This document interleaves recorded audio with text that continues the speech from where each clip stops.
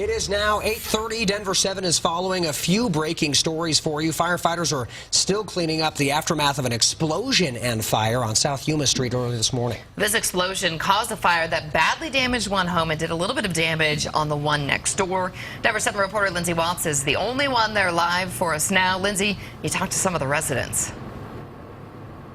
Dale and Eric, I have been out here all morning here in the Ruby Hill neighborhood near Zunai and Jewel.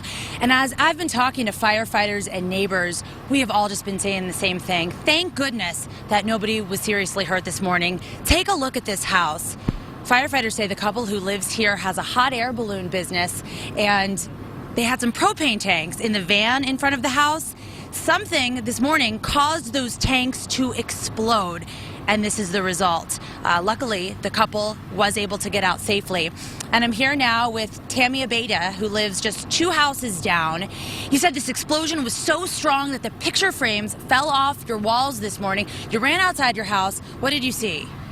We came outside, and all I could see was the van engulfed in flames, and he was actually in the van trying to move it away from the house, trying to get in the middle of the street, but at that point it was just really bad. The flames started they were already like 1 to 2 stories high, and it was such a big explosion that the whole house, you could just see the whole house just go up in flames. We're showing our viewers some of that incredible video we have of the flames, and even more incredible that this man was trying to drive a van that was on fire away from his home just so the fire wouldn't spread. Unfortunately, it did spread not only to his house but the neighbor's house as well. And talk to me about the elderly man who lives in the house next door to the one that was on fire. He actually is in his 80s.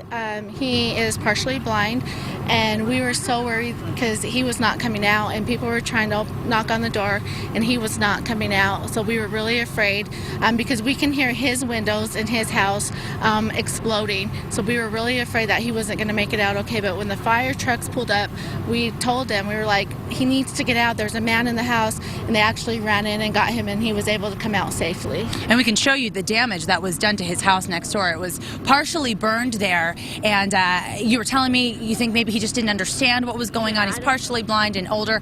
What were you feeling when you saw him coming out safely? Just thanking God. I was just so happy, and happy that everybody else got safe. I mean, houses can be replaced, but people can't. So absolutely. Well, thank you so much for your time. We appreciate it. We're reporting live in Denver. Lindsay Watts, Denver 7.